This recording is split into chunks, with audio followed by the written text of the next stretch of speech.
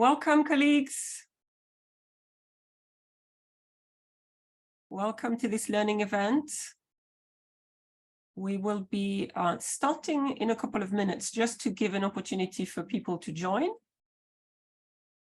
In the meantime, if you want to introduce yourself into the chat, please do so.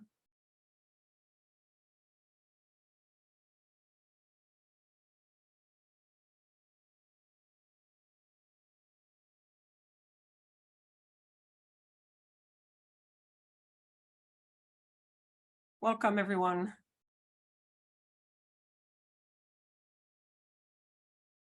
We expect quite a few more people, so we will just give it a couple of minutes before we start this learning event. We're letting people in. In the meantime, please introduce yourself in the chat so other people know who is in the room. Also, please note, and we'll give more instruction, that there is Ukrainian interpretation, so you can choose the channel at the bottom of your screen and choose the English channel if you are listening in English, and Ukrainian if you're wanting the Ukrainian interpretation. Welcome. Thank you for joining. We will start in a minute, just giving a bit more time.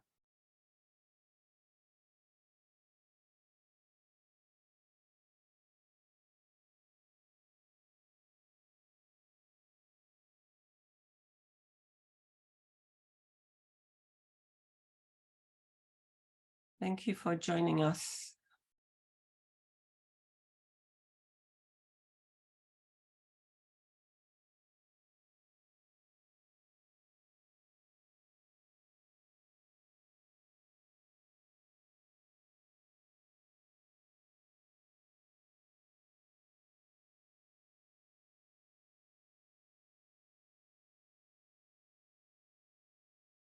Welcome, colleagues. I think we're going to start this learning event. Thank you for joining us. Welcome. I am Florence Martin, the Executive Director of Better Care Network, and we are hosting this event together with the Global Social Service Workforce Alliance. My colleague Hugh as well is also in this event and will be moderating. The first thing to say is to make sure that you're on the right channel. There is Ukrainian simultaneous interpretation, so make sure if you are listening in Ukrainian to be in the Ukrainian channel at the bottom of your screen. There's a little globe and you will see the different language, so please select that. Secondly, do introduce yourself into the chat. As more people are joining us. So a little bit of housekeeping for this learning event. We have a packed hour and a half, so we need to make sure that, that we make the most of our time together. We're very excited and that it's a participative event. Make sure you keep yourself on mute. In order to make this a participative event, we've done this as a large meeting. So you have the ability to speak, but also you need to make sure that you're on mute when you're not speaking. We're asking you to focus any question you have during the presentation to add them in the chat. Use the chat for questions. Once we get to the discussion session, we will give you an opportunity to raise your hand and make any suggestion or comments or reflection that you have based following the presentation.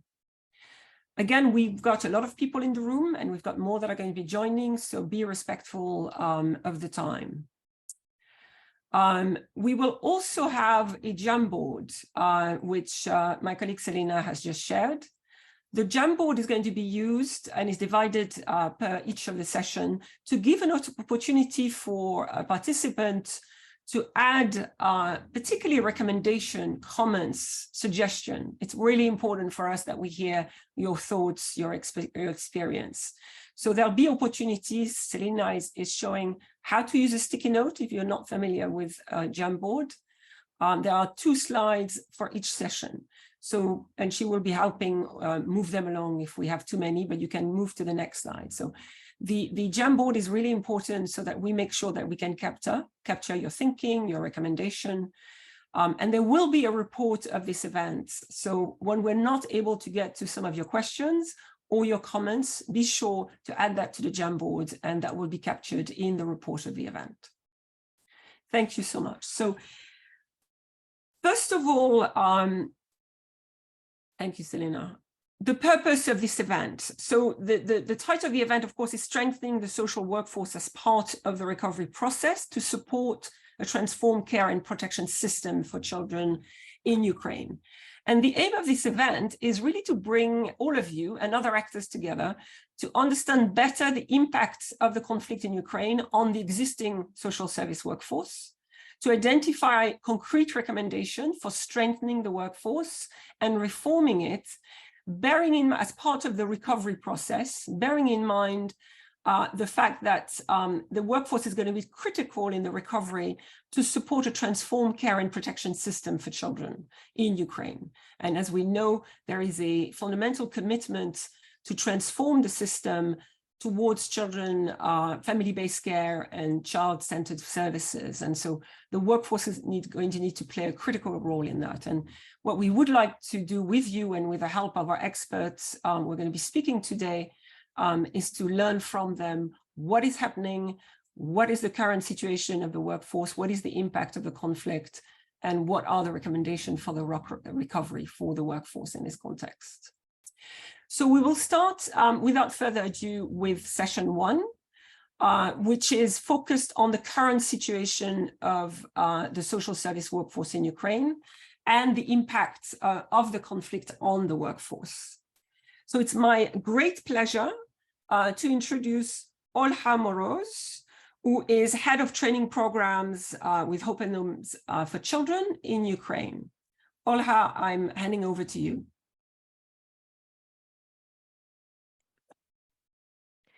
Thank you, colleagues. I'm very happy to present this information for discussion today, and I hope to have support of my Ukrainian colleagues because I see them here.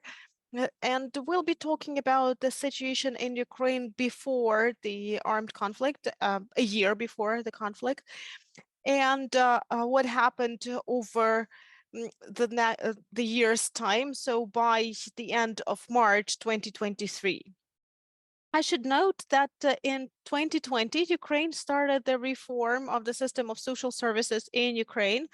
We had a new law adopted. It was quite good from the point of view of the fact that it introduced new social services, which should have been in Ukraine. It also provided the organization, well, NGOs, a possibility to become players in this area of social services provision. And it also presupposed the assessment of the need of the communities in social services and the provision of services in accordance with that. But it also had some drawbacks, which included the fact that since the time of adoption of this law, more than 25 regulatory acts were added to, well, adopted to support this law, and the people just couldn't cope with that number of changes happening very quickly, because it was necessary to process all this information and to implement all that, and the time frame for implementation was very short because the law was already in force, and during the period from 2020 to 2021, there were more than 20 resolutions of the Cabinet of Ministers, and then additional decrees of the Ministry of Social Policy, and so on. So it was very difficult to follow all these changes. And the law envisaged that communities should offer social services on their territories and finance these social services. And this was also a great challenge for the communities, because there are 18 basic social services which a community should finance. And these are the new responsibilities for the communities which they have no money to provide for. And in 2021, 2022, there were some grants and subventions from the budget when some communities could apply for a grant for the development of social services. Mainly these were the services for children with disabilities, but not all communities had the necessary capabilities to apply and get the respective financing, because to get this money, it was necessary to meet certain requirements, and not all communities could meet the requirements. For the implementation of this law, the implementation of this new system of social services actually was stalled because of that. And the activists have been working on new approaches to the development of social services based on the needs of the communities, and new approaches to assessment of the needs of the communities in social services. And we had some success stories which could be shared and scaled all over Ukraine and be a model for other communities. But unfortunately, these best practices were lost because of the war, and even those practices which were connected with the amendments to regulatory acts to improve the quality of needs assessment and planning of service assessment, all these things were lost because of the war. What concerns the difficulties in implementation of the law, it was also one of the obstacles was the unfinished territorial and administrative reform, because it still provides various powers. It provides rural and urban communities with different powers. For example, if we speak about the support of family care, well, foster a rural community cannot create well, such a family, while the urban community can actually do that and support this form of childcare. If we talk about social services, it would seem like all territorial communities have the same possibilities for their provision, but we need to take into account the different financial status of these communities. Actually stalls the provision of social services in some places, especially when it comes to services that require a lot of financing. For example, the services for people and children with disabilities, because they are quite expensive, and or the ones which require provision of shelter for families or for people suffering from domestic violence or other forms of violence. So all those services which require a lot of resources like money or a lot of personnel are at the worst level of development. And one of the main reasons is the inability to finance expensive services. And with the implementation of the new law on social services, the body which was supposed to take the decision about provision of services was changed, and the procedure of, well, provision of the services was changed. Previously, it was enough to just apply with the social services provider, and after the verification procedure, people could receive the service. At the moment, this procedure presupposes filing a request at the Social Protection Department. This institution used to work with the well, various social benefits, but it never, well, provided social services to wider groups of people. And the only ones they serviced before these are where the finding the homes for elderly people or people with disability. And they are not ready to understand the specifics of all the social services in Ukraine. Currently, there are about 40 of those. So even to understand those 18 basic social services and actually do their duties, presupposing identifying the need for social service according to this assessment that the social workers should have done, and the selection of who's going to provide. So basically ordering the service from the bodies and organizations, from the providers of these social services.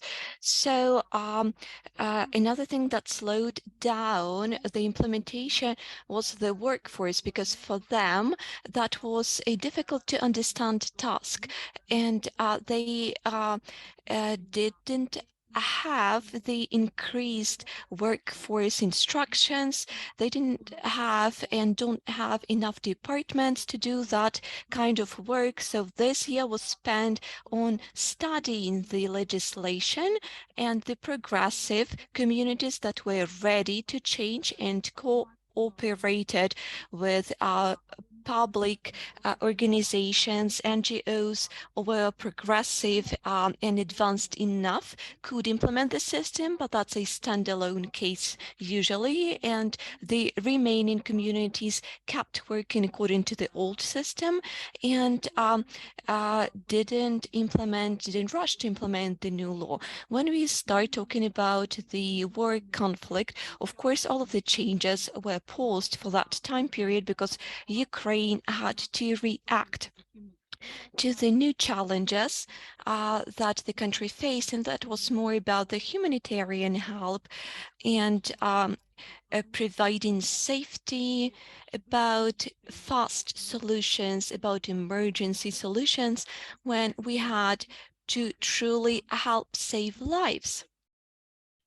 And what are the challenges that we faced after the beginning of the full-scale war conflict? First of all, the number of people requiring social services grew and increased a lot, because a lot of families that before the start of the war were fully functional, after their territory was invaded by war, lost the possibility to provide for their family and required help.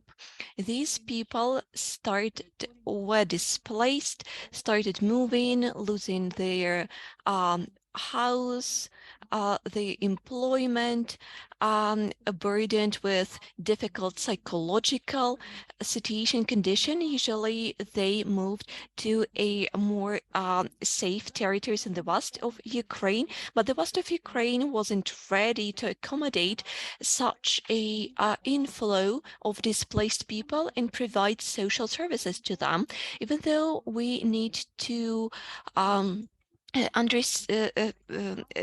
line that volunteers helped a lot to those people who moved in, but communities themselves weren't ready to introduce new positions for social workers, and the government haven't provided the possibilities to finance them according to the needs of communities. What is meant here is that in about the second half of 2022, there were some changes introduced to the regulatory acts, and it presupposed support for the shelter and employment for displaced and internally displaced people, compensation for renting of their new house, or but absolutely no funding for introducing or employing new social workers that could help and provide social services. The population in the host communities increased by a couple of times compared to what it used to be. And we need to point out that even before, the experts pointed out that those social services employees are lacking and the social services aren't developed enough. So with this increased inflow, the need increased, but the number of social workers haven't increased. The majority of people and communities try to cover for this by introducing international projects, but the project-based approach is limited in time, and they will be finished in time. It would be great if our communities have a more stable social services supply that could be a continuous help and support to the community. After the beginning of the war conflict, lots of qualified employees emigrated abroad. That's why that's another need to find qualified social workers, psychologists, and other experts who work with vulnerable population. And the number of social services increases, and we really feel this hunger for qualified employees. Another peculiarity in Ukraine is that when the population of Ukraine that is ready to help to the vulnerable, representatives have to divide their attention between helping the military personnel and people who need help. If we could switch to the next slide, please. If we analyze the how these social services are implemented on the whole, I'd like to focus on preparation of qualified professionals by higher education institutions. Currently, we don't have any specialization for provision or teaching those personnel. There is a very universal approach in teaching social workers, and when they become employed and start providing the service after their education, usually they are not ready for independent work and they need additional training directly where they work. Especially at the moment, we can feel the need in specialists that need to provide newly implemented and newly offered services such as supported accommodation or the family type care. This is daycare for children with disabilities, and it's also required to point out that the social services specialists are not always ready to work with persons with disabilities, because previously the number and list of services that was provided to people with disabilities in Ukraine was really limited. So right now we really need to review the curriculum, the premises, and how the professional practice and internship happens, because usually students don't have a possibility to try themselves out and try different specializations to understand where they would like to focus on and to develop in. Another problem is low level of salaries, and that our employees and basically the social services sphere is not very popular among the students, and those students that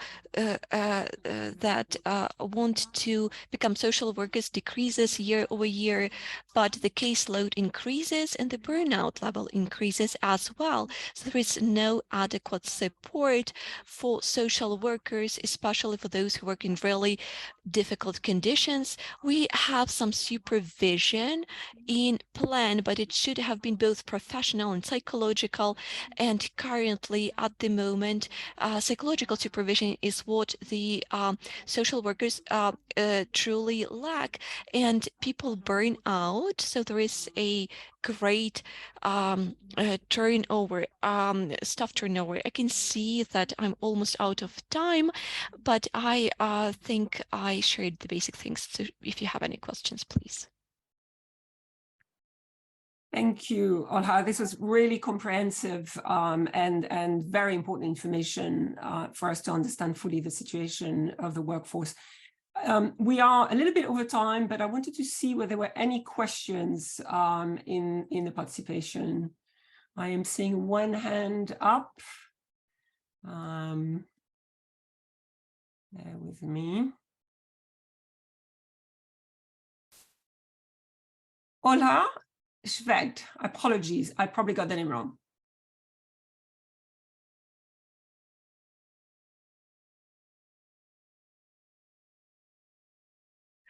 Ola, I have a question. For example, the Ministry for Social Policy provided the possibility to receive grants 2 million of hryvnias to the territorial communities and amalgamations. Did this work?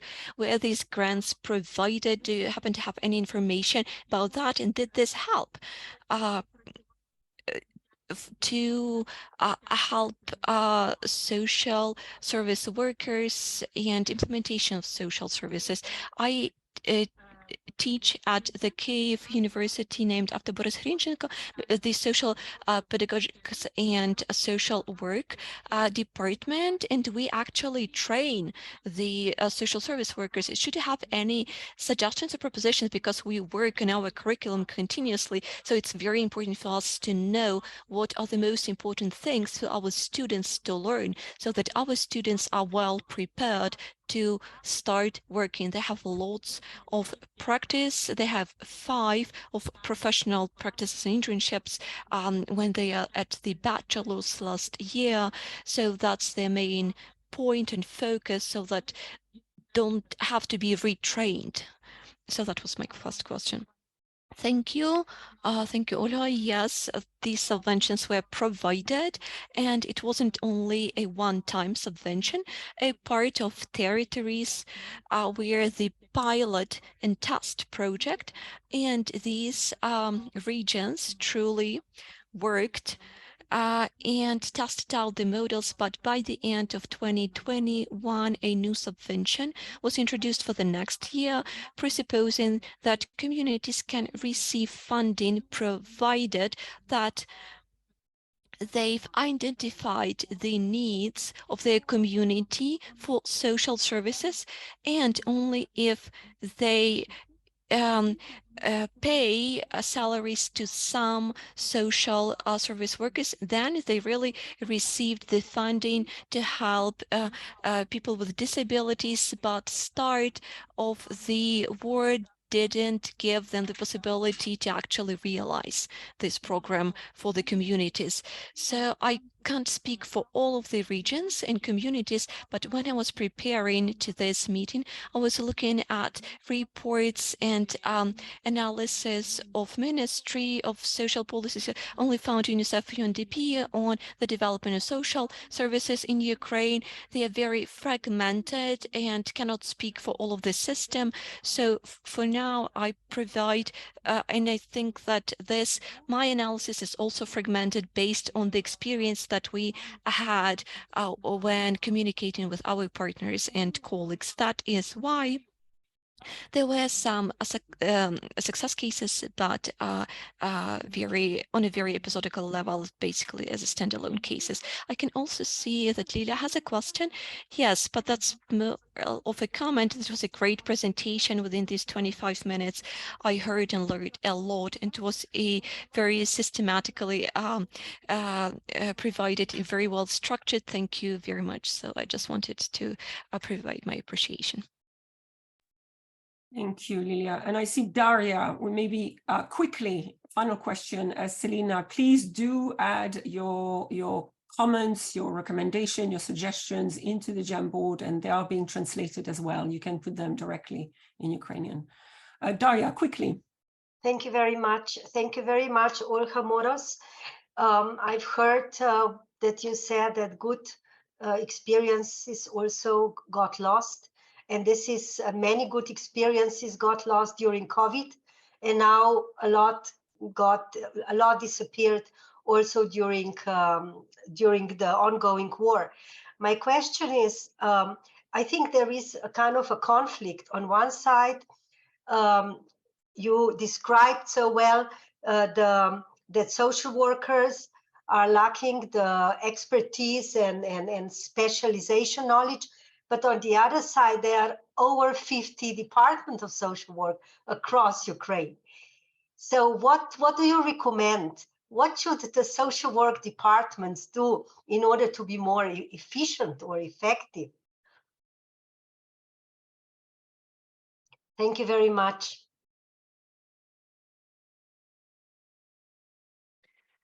Well, I think that at least they should have quality assessment of the needs in social services in particular communities, and these services have to be provided in the communities, at least the 18 basic ones, and there should be well a kind of a commission to train enough social workers, because there are not enough of them at the moment, and there may be some changes to the training programs, including the new social services that are supposed to be introduced in Ukraine. And those departments of social work I mentioned, they also need to be trained. They cannot be blamed in not doing their job, or somehow preventing the reform from happening. It's just that they have not been prepared to that either, and they were not ready to do the new things for them. So training for the respective departments on how to assess the needs of the communities, how to plan the implementation of these services, how to work with the documents, ensuring the respective financing of these services, and also then incremental implementation of these services. And also, I think we need to support the communities, because their economic condition is now has deteriorated a lot, and we also need to have social experts in social work in communities who could help them implement and also these we need experts who work with the implementation of this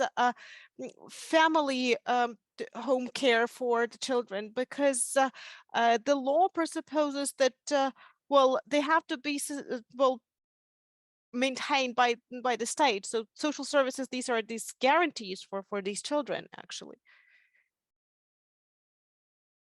Thank you so much, Olha, and thank you for these great questions. We need to move to the next session, but I would definitely encourage you to continue adding your comments, your thoughts. This was incredibly rich, Olha, and I know that other people will have lots of questions that will probably reach out to you. I'm going to hand over to my colleague, Tricia Young, who's going to be moderating the next session. Tricia. Hi, good afternoon, everybody. Even after 3 years, I'm still muting myself. It's fantastic to be here. I'm the Director of Programs from Lumos, and I'm interested to support this session. This next intervention has 2 presentations. As you can see from the PowerPoint, we have Vasilina Dubayo, first of all, from Partnership for Every Child, who's going to be talking about social service workforce development during the recovery process. And subsequently, we will have a presentation from Olya Baidarova, who is at the International Leadership and Development Center. So in the interest of time, I'm just going to hand over to Vasilina. And yes, looking forward to hearing this interesting presentation. Thank you.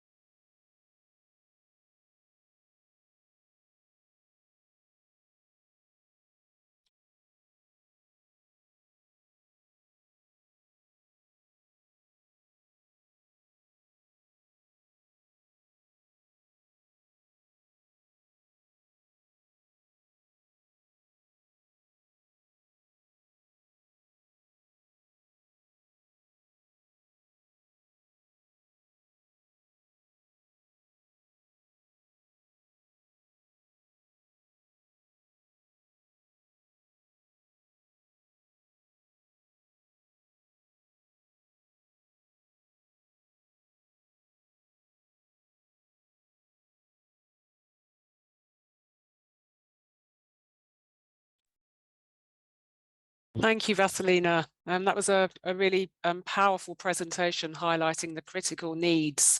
And I'm delighted to introduce Olya now from the International Leadership Centre, International Leadership and Development Centre, who's going to explore the possibilities of building capacity to strengthen and integrate roles between the formal social work profession and paraprofessional workforce, which might help to address how some of these gaps might be filled. So Olya, I'm going to hand over to you.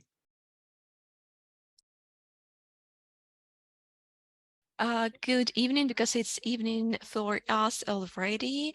I'm happy to see all of you here, and today I will share the needs and role of paraprofessionals, volunteers, and social work with families and children. I'd like to talk about definitions a bit. Volunteering, this is the concept and term that uses the Ukrainian law. We know the difference between professional and paraprofessional work, but these nuances are not reflected in Ukrainian law. In Ukrainian law, we have paraprofessionals mostly, but we also have professional volunteers. So professionals who work pro bono. So we, as an organization who work for better professionalization and increasing of professionalism for those who work with families and children, are very interested in cooperation with paraprofessionals. You can see some facts about the work of our organization, but let's move to directly what happened in the situation before the war. Before the full-scale invasion, in basically up to 2014, the volunteering activities were quite weak in Ukraine compared to other countries, but within 4 years, the percentage of population involved in volunteering increased to you can see 53.1 basically in professional paraprofessional activities in Ukraine for a long time. The deficitary approach was predominant, focusing on vulnerable people, helping people in need, orphans, and people with disabilities, and it was based and work from the position of somebody, of a helper, but when we saw this potential for the development, gradually the surplus approach found its supporters. Starting from 2011, the law of Ukraine about voluntary activities was implemented, and some amendments were introduced to regulate the work of volunteering organizations.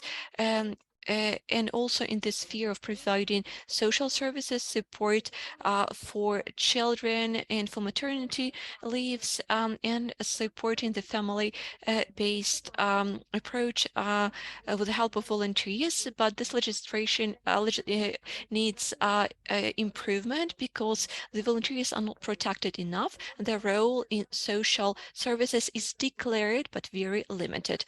Starting from 2014, it was already mentioned process of decentralization, but in many communities, there was no social service created yet, and the experts and professionals in the sphere of social work was still lacking.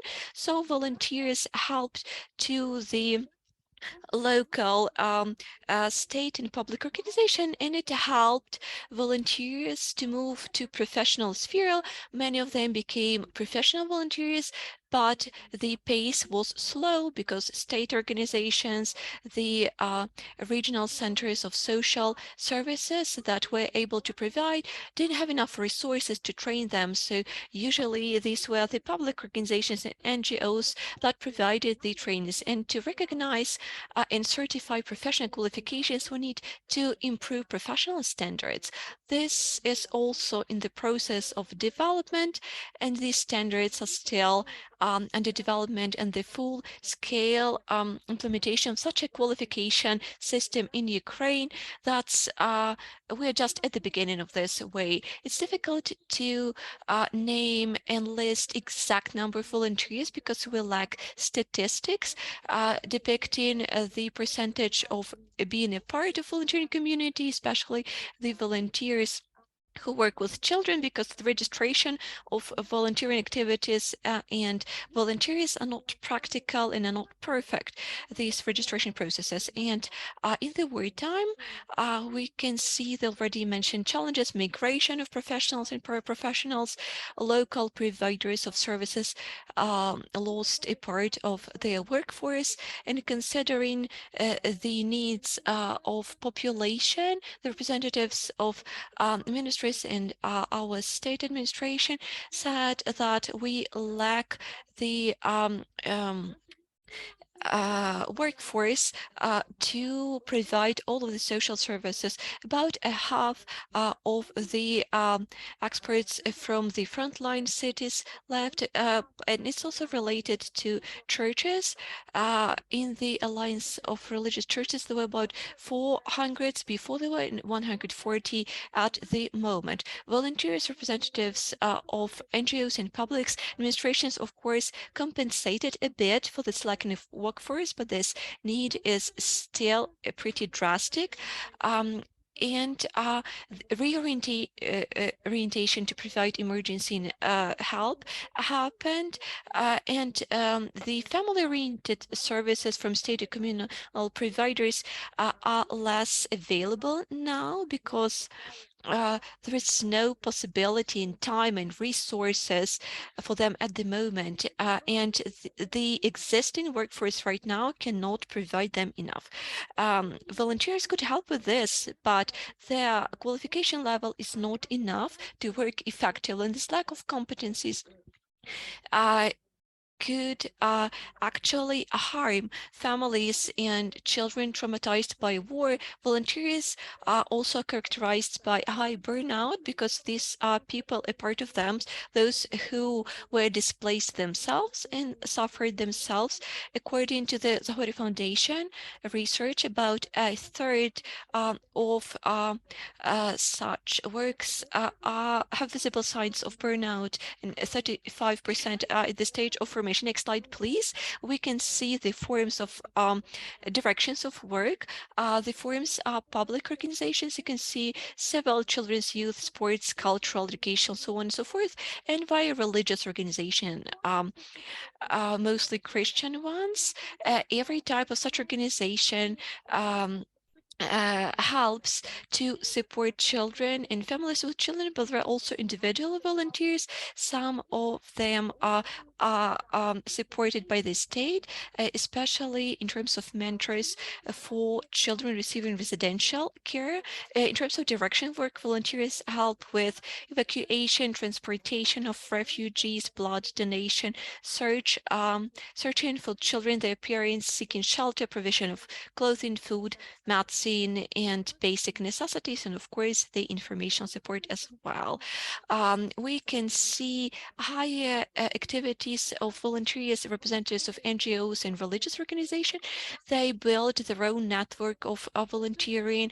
They establish coordination and cooperate with the state services and youth centers to accommodate the needs. For example, PLUST, the Scout organization, Alliance, Ukraine Without Orphans, and the LATA actually involved into the network more than 60 organizations, and 148 churches, and more than 1,500 volunteers. So regardless of the fact that volunteering impact is recognized by the society, the state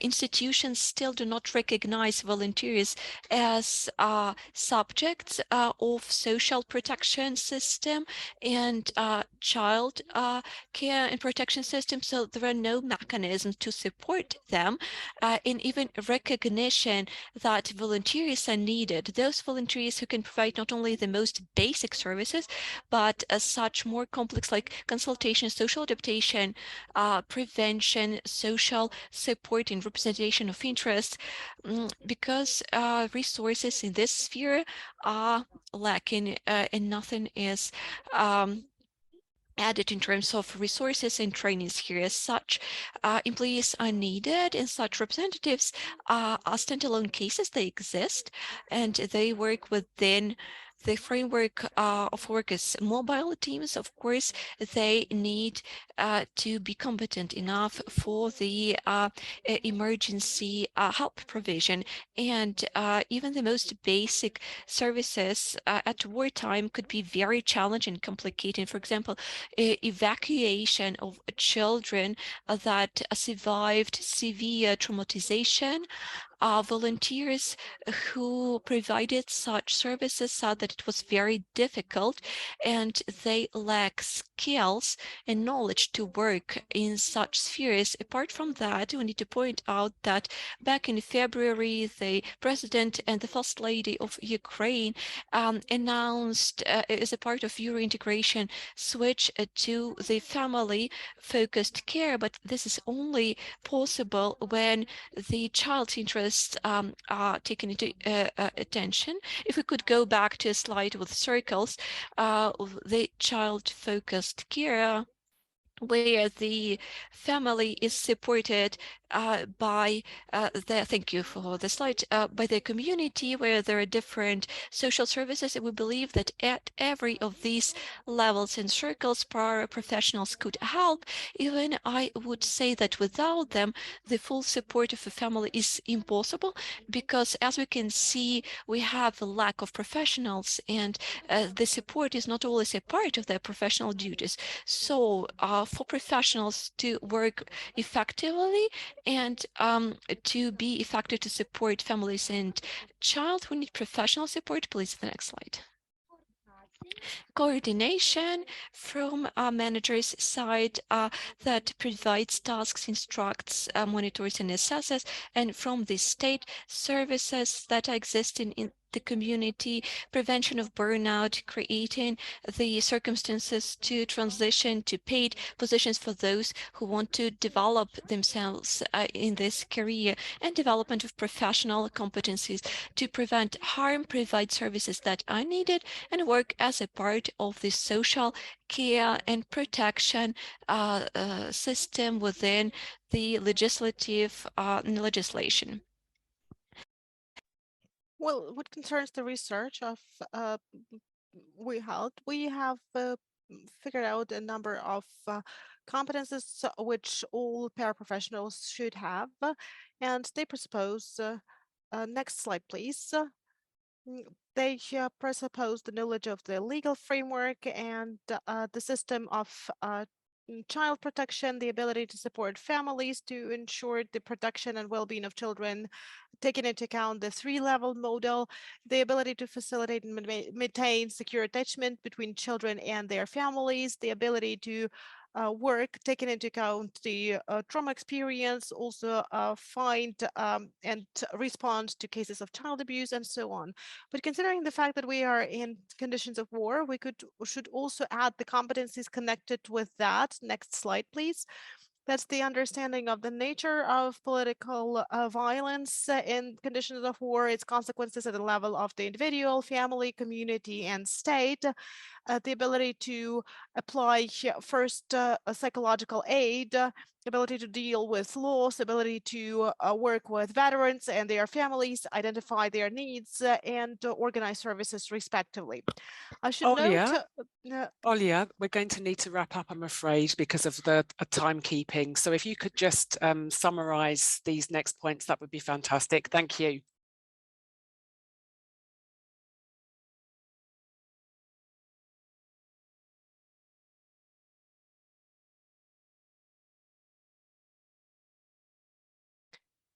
So we stress the need in paraprofessionals in Ukraine. They can play a crucial role in meeting the needs of children and families. They have to be, they have to develop their capacities. They can work in communities because they work on a peer-to-peer basis, and they need also training, professional support, and they need to work so that we prevent their burnout, and they need also the access to the system of professional training, which meets their needs and functions. Thank you. Thank you, Olya. That was a really interesting presentation and demonstrates the critical importance of strengthening the paraprofessional workforce. And this brings us on to the core of the discussion today. How can we support the reform of the workforce, considering the roles and skills and capacities that are going to be needed both now and during the recovery? What resources are needed? And so I'd love to open this up for questions, but also to remind you, we would very much welcome your inputs into the Jamboards. We're gathering all of the information that people are sharing, their ideas and propositions, which we'll consolidate into a report. So please remember to go to the Jamboards and share your thoughts there. But I'll open up for questions now, please.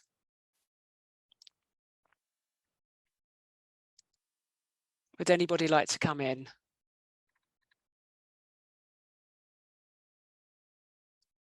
I can't see any hands up. Let me come over to the Jamboard and take a look and see what's coming in.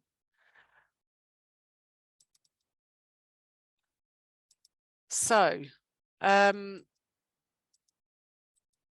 we don't have any comments on the Jamboard's session that I can see. What do other people have experience of working with paraprofessionals or volunteers? I know that this is something that we've been doing with Lumos in a small pilot in Zoetermeer. And I don't know whether I think some of my colleagues are here from Lumos, whether or not they'd like to share any observations that they've made about working with volunteers and paraprofessionals, or perhaps others who've had similar experiences. Philip, I can see you've got your hand up. Actually, I wasn't going to speak to your questions, so maybe we'll take those answers and I'll bring up a different topic in a few minutes. Sorry. No, you're fine. I don't think anybody else has got their hand up. I was just trying to sort of think about, you know, bringing other people into the discussion. But please do feel free to come in now. Okay. Hi, everybody. Really a great set of presentations. Thank you for all the work that went into them. It was very eye-opening.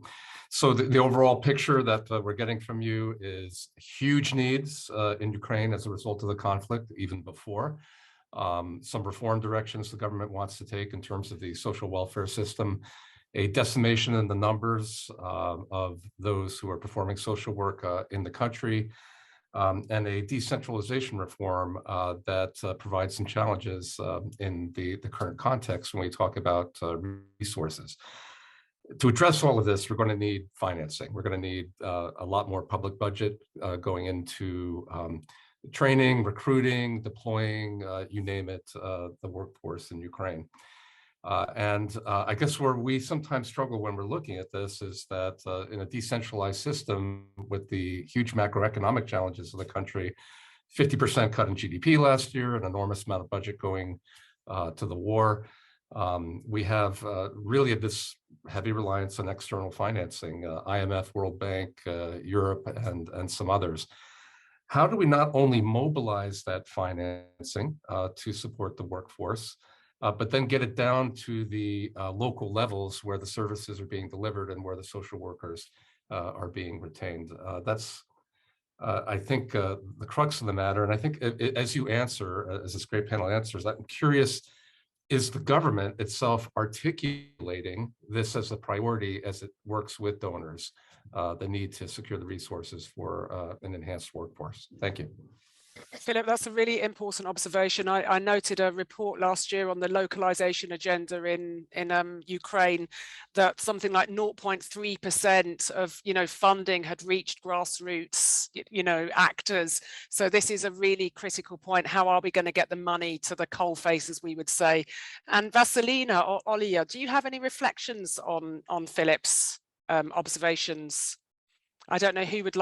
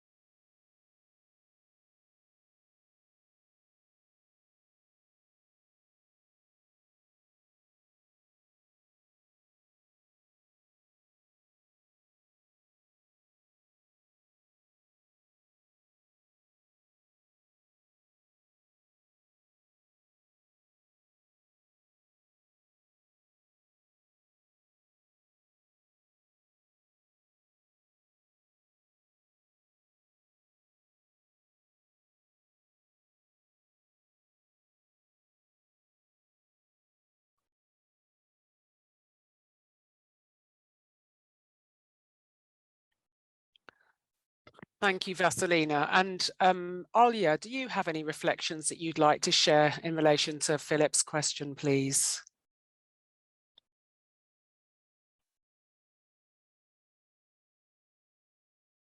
Well, the question was whether the government is doing anything about that right now. It's difficult for us to say anything. I've monitored the documents which gave subventions for previous periods. Well, with it all ended in 2021. Well, it's difficult now to say anything about that because we are in well, at war, and it's difficult to solve these problems right now. But I do agree with Vasilina that if we don't have any subvention to develop social services, the communities will not be able to provide for the families and to offer these services to people, children and families. We have a great need, and we really need to be looking for these resources right now.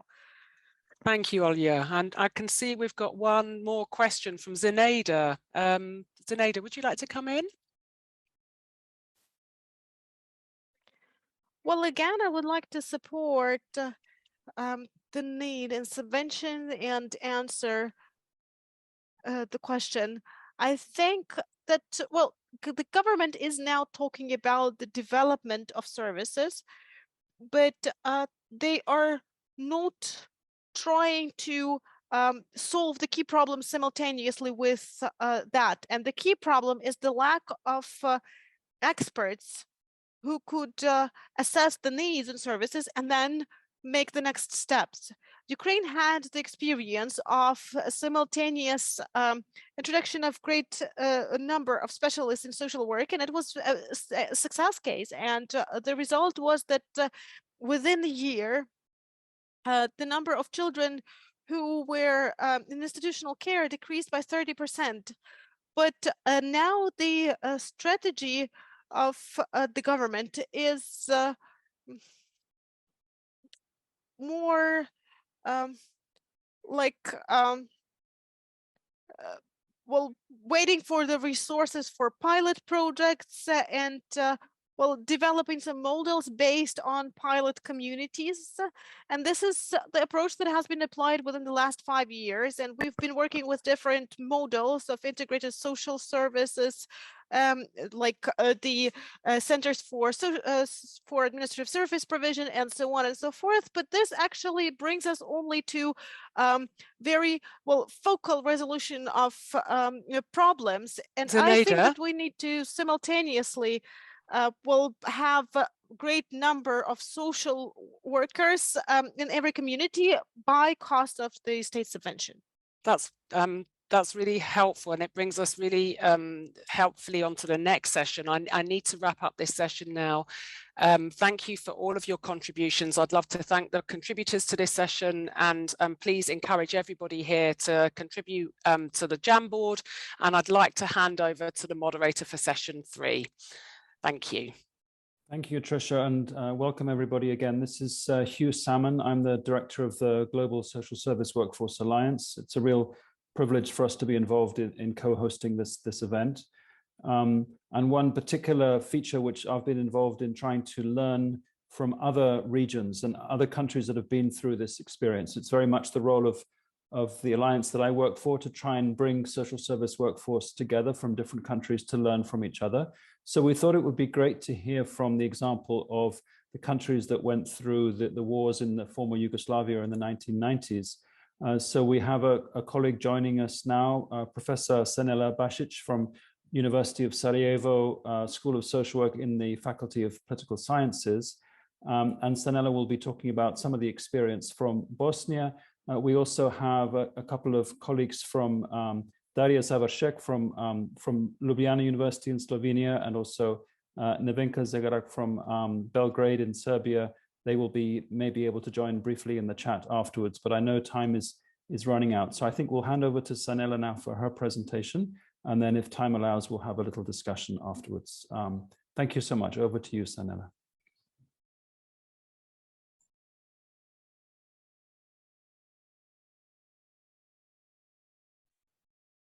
Senela is registered in my name because of a having shared my link. Are you there? Yeah, please go ahead. Okay. Yeah. Can you hear me now? Yes, can you open your video?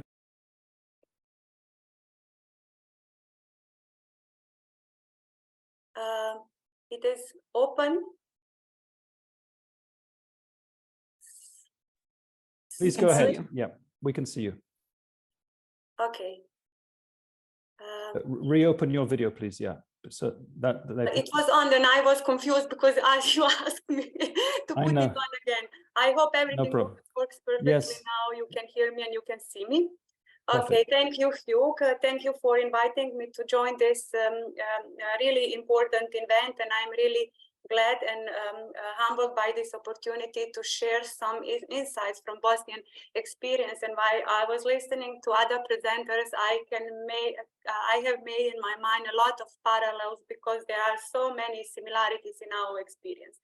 So can we move to the first slide? I will also like to start from the context within which social work professionals are expected to act. And in our context, it was as similar to the Ukrainian context. It is the context of the deep militarization of political, social, and economic life, and also deep traumatization of population, of individuals, of families, and of communities, which in the post-war period were coupled with rising social problems such as unemployment, poverty, social exclusion, mental health issues, gender-based and family violence, etc., etc.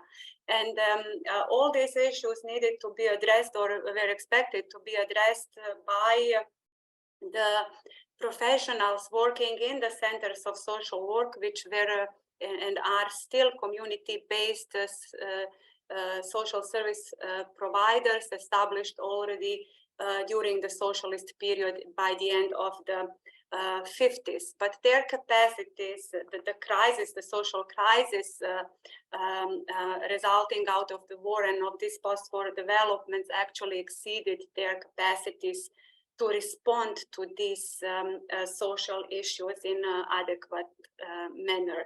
So the empty space was filled by numerous international humanitarian organizations, and their entry into the social welfare arena in Bosnia and Herzegovina opened space for new influences and developments of new professional models, and made them become, I would say, at some points also key actors that will later shape the social welfare system. Gradually, these international organizations, maybe we just stay with the first slide, were successful to take over almost or many tasks previously performed by centers for social work. I was very critical of their attitude of work, and I hope this is something that will not be repeated in Ukrainian context, and that is that they totally neglect and devalue the local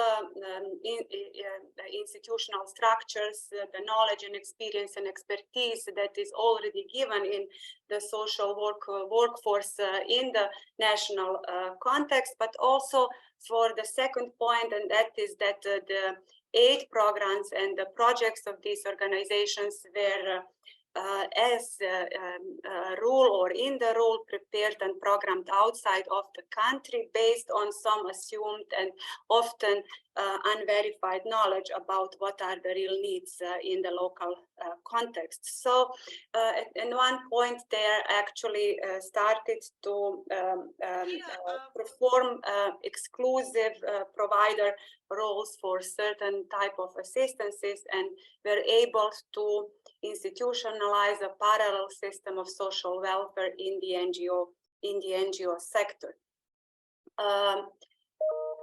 Then we can move to the next slide. The second mistake made in our context is the legal and policy framework for social service delivery. The Dayton Peace Agreement, which stopped the war, actually didn't foresee any state capacities or any state authority in the area of social welfare. It means that the system is highly decentralized. We have, for example, on a very small territory and for about 3.4 million people, 13 laws on social protection, almost that number of different strategies on the entity and cantonal levels, because this structure follows the very complex governing state structure without actually any coordinating or harmonizing mechanisms in the development, adoption, implementation, or evaluation and monitoring of welfare policies. And I was asked to compare a little bit the structure and the scope of the social welfare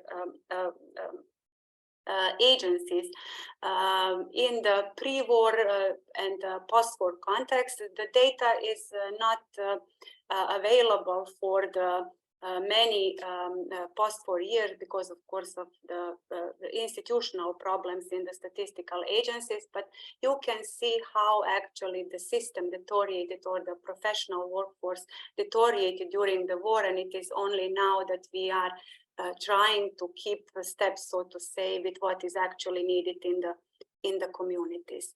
Similarly to the Ukrainian context, social work professionals work under very poor working conditions. They are employed in the public sector. Public sector officials are mainly on a low salaries.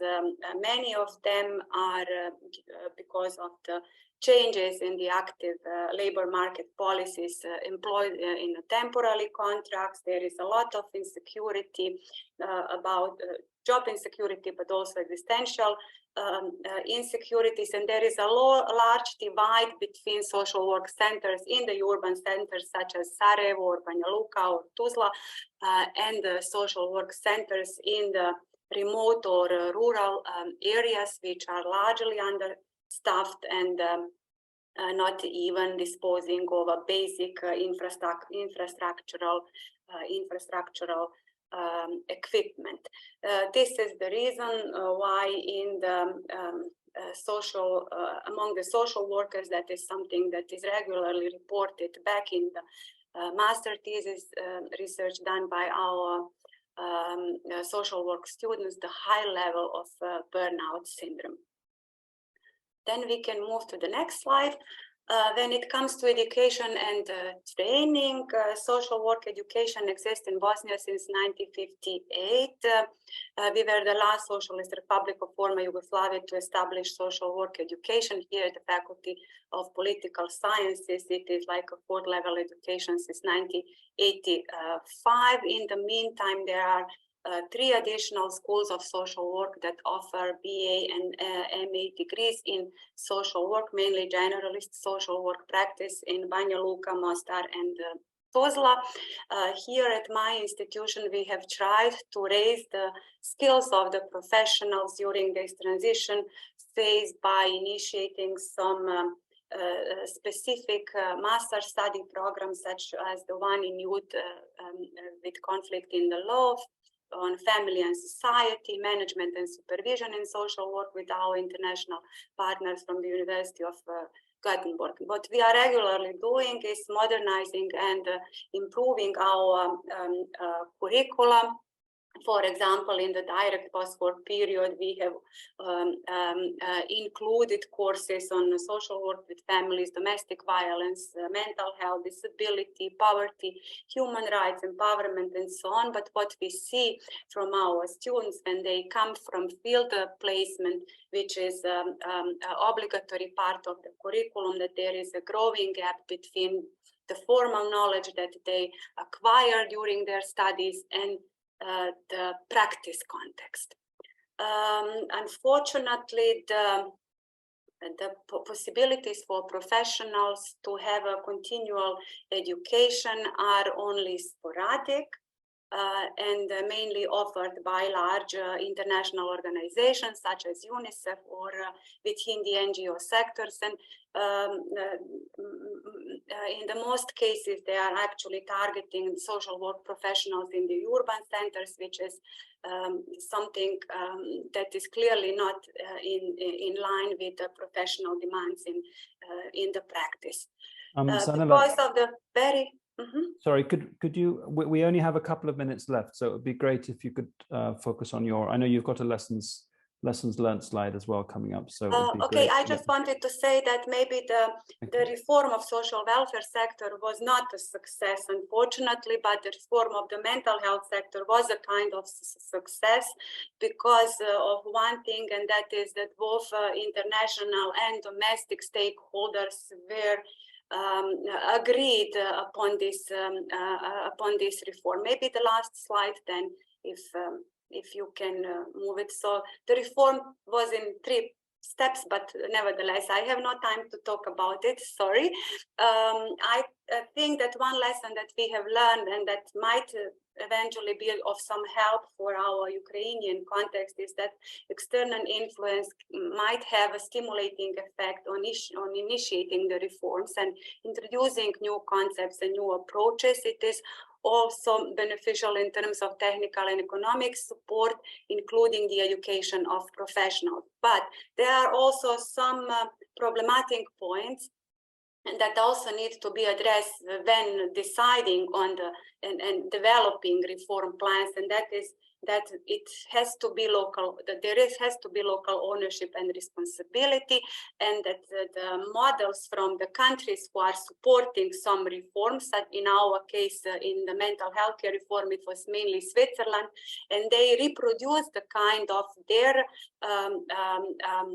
model of financing health services and highly decentralized system in our context, which proved to not work. So from my point of view, it would be really important for any reform to be successful to consider the inclusion of key decision makers at the political level first, and then all other relevant stakeholders in public, NGO, private sector, and of course within the academia, if the real outcome should be a social change and improvement of living conditions of our population. Thank you very much. Sorry if I was too confused. Not at all. Not ready at all. here for your questions and comments. Thank you so much. It was very, very clear and useful, actually, and great to hear that obviously there have been some very challenging situations, but also some lessons learned and some things that you would recommend to Ukrainian colleagues. So I've looked at the Jamboard and the chat, and if anybody wants to still write anything, anybody who might be a colleague from the same region as Sanela wants to write something as a recommendation, then you can move across to the slides 5 and 6, which are what are the critical lessons learned from these contexts. If there's a question in the chat, we could take it now, but I would actually like to go to Daria, because Daria, we were hoping to hear from you. So maybe a few reflections from you, Daria, and then we can see if there's, we really need to then go to Jean from UNICEF, who will be wrapping up, but we could try and answer questions in writing meanwhile. So go ahead, Daria, please. Thank you very much. Thank you, Sanela, for your really important overview, very short but very important, of what happened. What I'm not clear and I still struggle about is what happened with deinstitutionalization, either with children or with people with mental health problems. So I know that there are more anecdotic stories that, and some people want to say there are also some positives coming from the war, and I'm always a bit sad to hear about that. But then people were saying in some cases mental health hospitals were closed. But what about in relation to children? What happened in the area of deinstitutionalization? You were very quick, so I think this would be really important to hear from you. Thank you.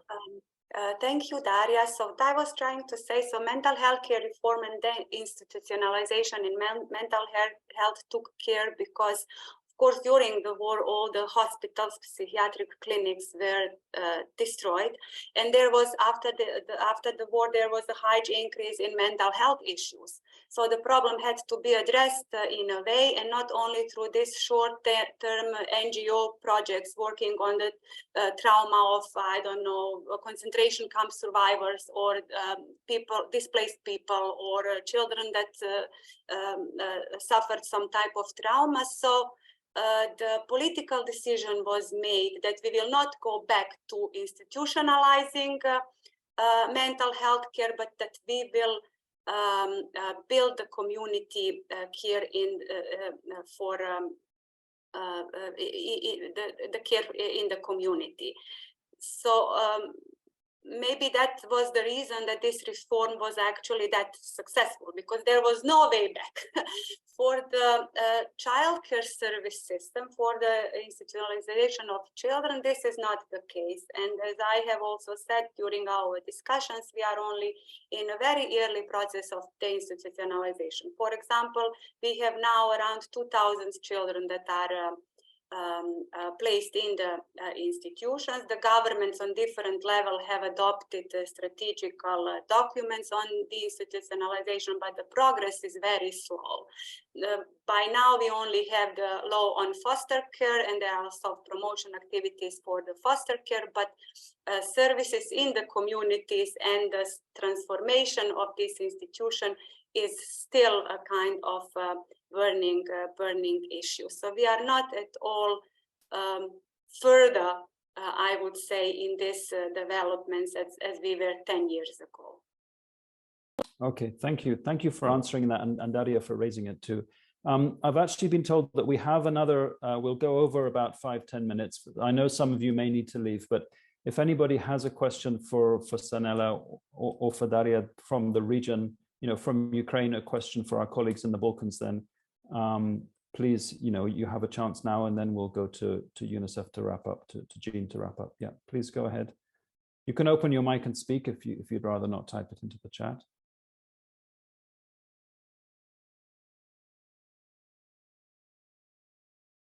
Maybe if people are rushing, then they might not have at this point. Sorry if I stifled discussion by rushing people, but I think we covered a great deal, and I'm sure that there may be more points coming on the Jamboard as well. But it's interesting with that closing observation to say that the mental health reform was absolutely urgent because of the complete destruction of institutions and also the huge mental health needs. And I'm sure Ukraine will have both of those things happening. But we in the Ukraine Children's Group and in the advocacy group that is discussing this was already a bit concerned to see that there are some calculations already being done on the cost of rebuilding sanatoria, rebuilding institutions that are far from communities that were built in the Soviet era.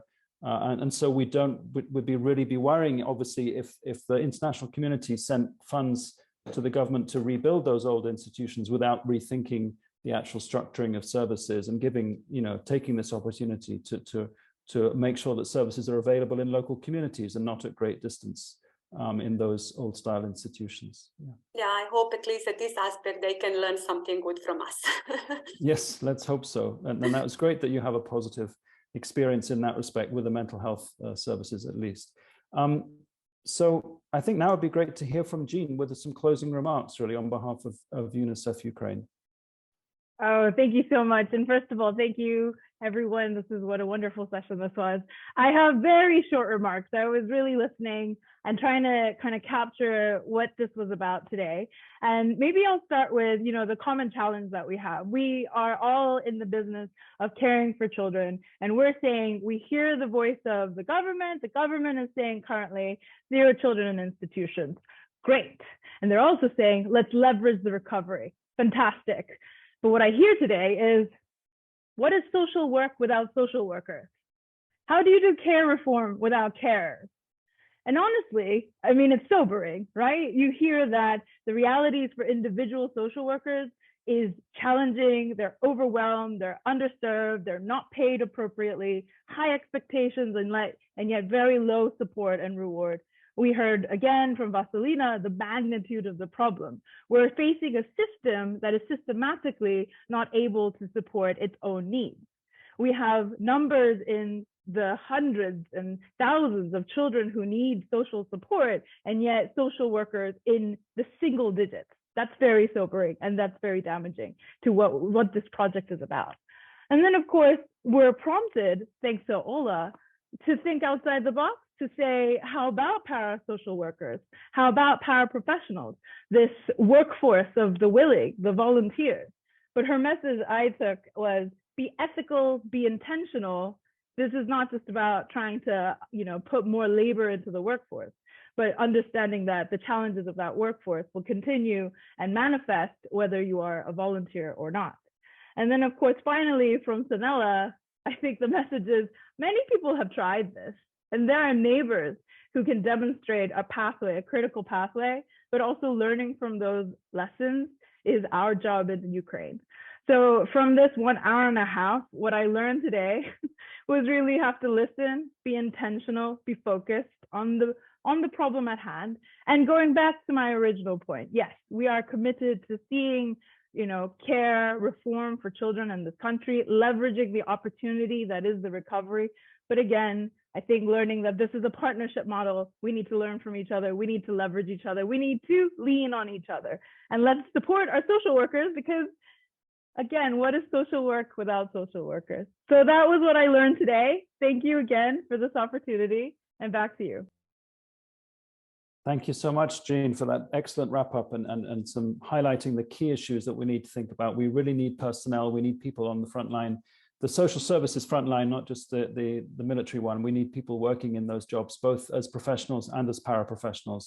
And they need to be not taken advantage of. They need to be rewarded, compensated, and professionalized, and given that chance to develop professionally. So thank you for those closing remarks. Thank you for everybody who spoke today.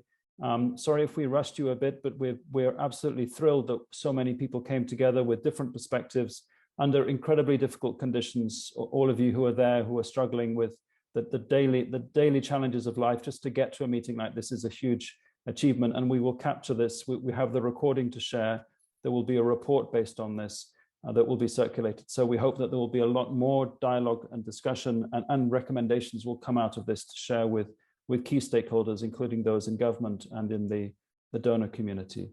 So I'm not sure if thank you for some final comments coming from Nolan in the chat and from others. I don't know if Florence, you want to say anything on behalf of Better Care Network?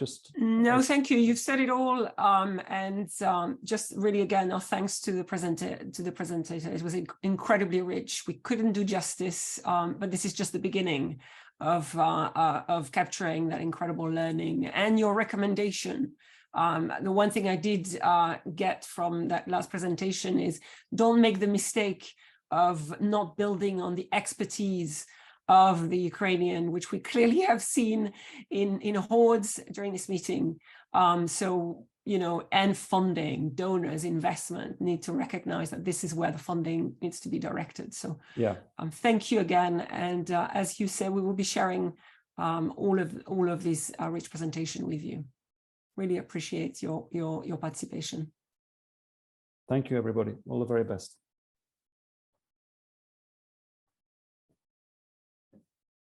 Goodbye. Bye, everybody. Thank you. Bye-bye.